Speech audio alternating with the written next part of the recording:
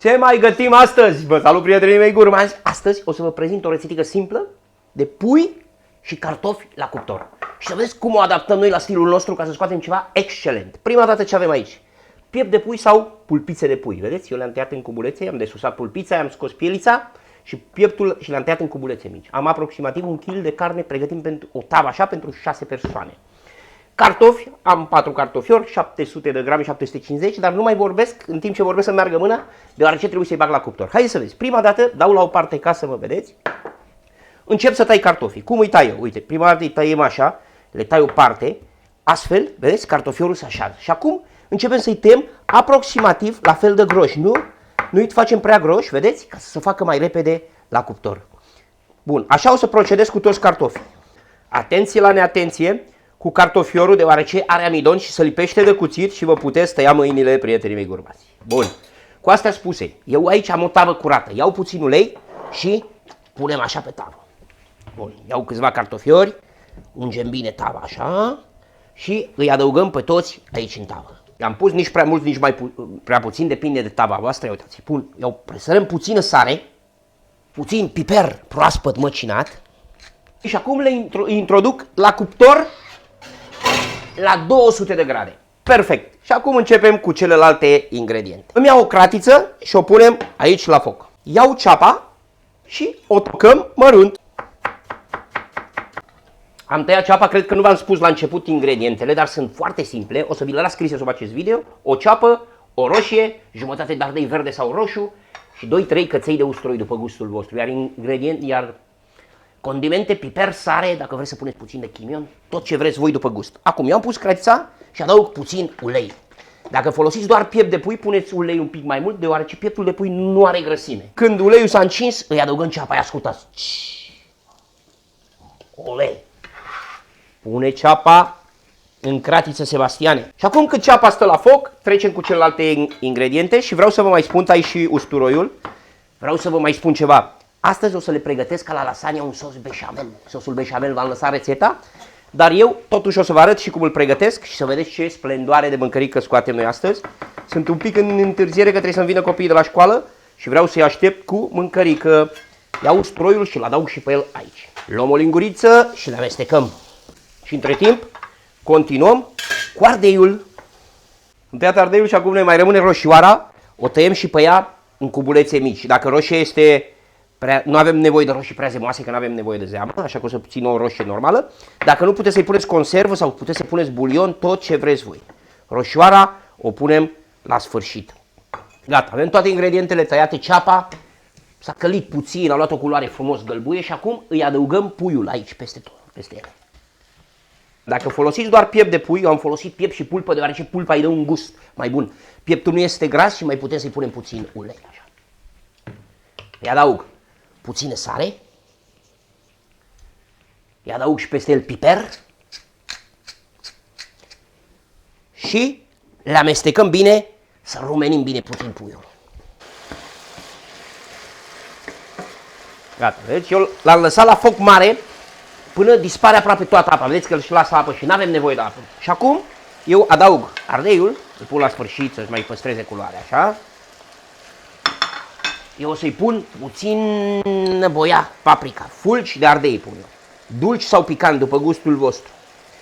Zilele trecute am provat și cu chimion, iese foarte bun cu chimion, puteți să-i puneți puțin cimbru, piper i-am pus, le amestecăm puțin așa și îi adaug și roșiile. Și dăm focul tare, fără capac, să-și evapore toată apa, că noi nu avem nevoie de lichid aici și imediat trecem cu sosul beșamel, prietenii mei gurmanzi. Astăzi o să mâncăm papa bun. Dați-mi un like, distribuiți rețeta cu prietenii voștri și provați-o cu încredere în orice zi, să pregătește foarte ușor, cu foarte puțină muncă. Bun.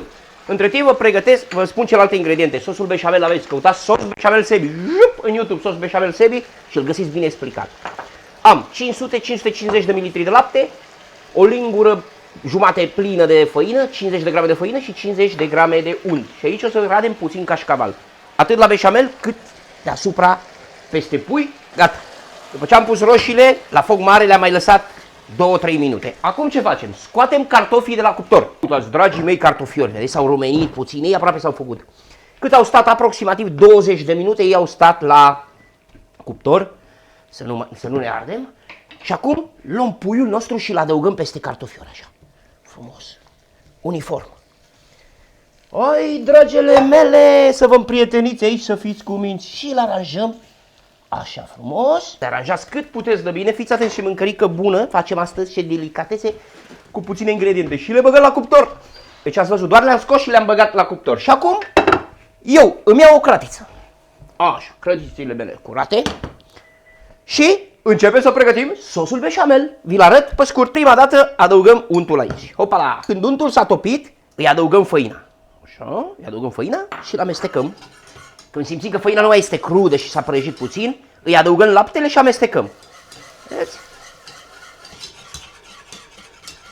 Așa, amestecăm tot laptele. Aici avem nevoie de un sos beșamel puțin mai lichid, să nu fie foarte gros. Și acum îl amestecăm, să fim foarte atenți să nu se prindă laptele, că dacă se prinde ne dă un gust foarte urât și nu avem nevoie de arsură. Gata. A dat un clocot, îl dăm la o parte.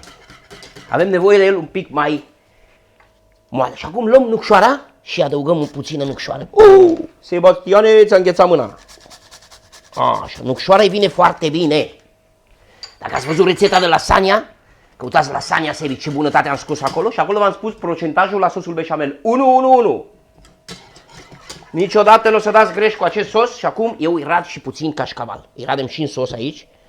Așa, cașcavalul care îl aveți în casă. Dacă vreți parmezan sau tot ce aveți voi la îndemână în casă, îi adaug puțin cașcaval să facem așa o cremă frumoasă. Și acum scoatem puiul nostru din cuptor și adăugăm sosul. Singurul lucru care vă recomand, să aveți grijă să nu vă ardeți. Eu ce fac? Iau un polonic, așa vedeți și cât de gros este sosul, și adaug sosul așa peste el. Vedeți? Cam cât de gros este sosulețul nostru.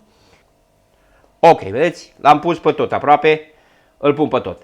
Dacă voi considerați, depinde de tavă, că este prea mult, nu-l puneți că nu avem nevoie de mult lichid, dar eu îl pun tot, nu ne bate joc de alimente, cum v-am mai spus, și acum pe deasupra eu îi rad cașcaval, așa.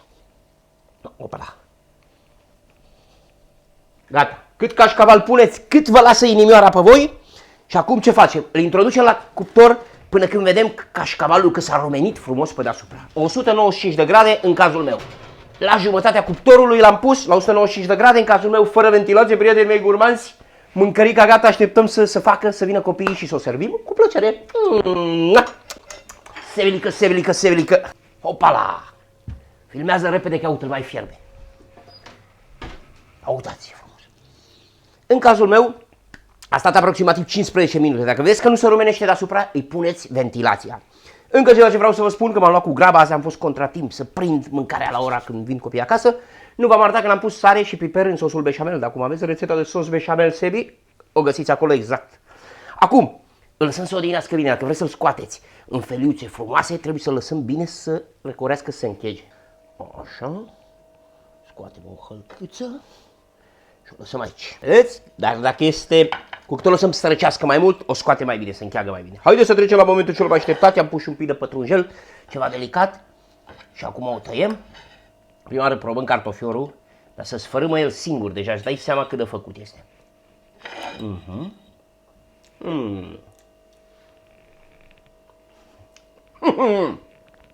Wow! Incredibil! Acest pui, cartofi, sos beșamel, cașcaval. Probați-l bine de sare, piper și puneți condimentul care vă place vouă mai mult. Dar sarea și piperul să nu lipsească. Excelent! Cu asta spuse, prietenii mei gurmanzi, nu uitați oriunde v-ați aflat, sunteți iubiți și ne vedem într-un nou video. Bye, bye! Terminăm de mâncat!